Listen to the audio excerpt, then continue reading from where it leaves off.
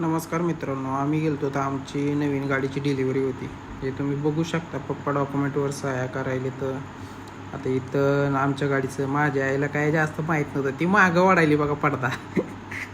तिला काय आता आमच्याकडे गाव आता पूजा करायली. पूजा करायला तर पप्पाला म्हणलं लगेच पूजा करून घ्या. पप्पाने लगेच ताट घेतलं आणि पूजा करायला लागली. पप्पाची पूजा झाली की आई मागाचंच व्हिडिओ एडिट करण्यात राहिला होता. पण आता माझ्यावाली लगेच मी पूजा करतो. लगेच पप्पा आता लगेच गाडीसमोर नारळ फोडतात.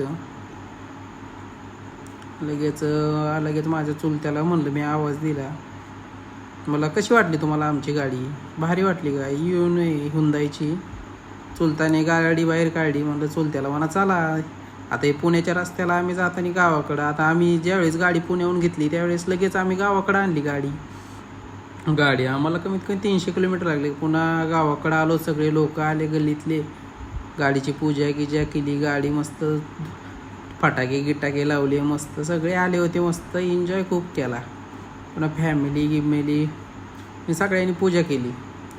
पूजा केल्यावर मग आता काय 1-2 दिवसांनी लगेच निघलो तर आम्ही फिरायला आलो. तुळजापुरात जाऊन तुळजापूर, येरमाळ, चाकरवाडी एवढे देव केले बघा. गाडी एवढे की गाडी चांगली आहे, पण ॲव्हरेजला जरा कंजूस आहे. कारण की लय झालं 15-16च ॲव्हरेज देते. किती मी दमाने जाऊ द्या तर फास्ट जाऊ दे भाऊ, एवढे काढायला लगेच.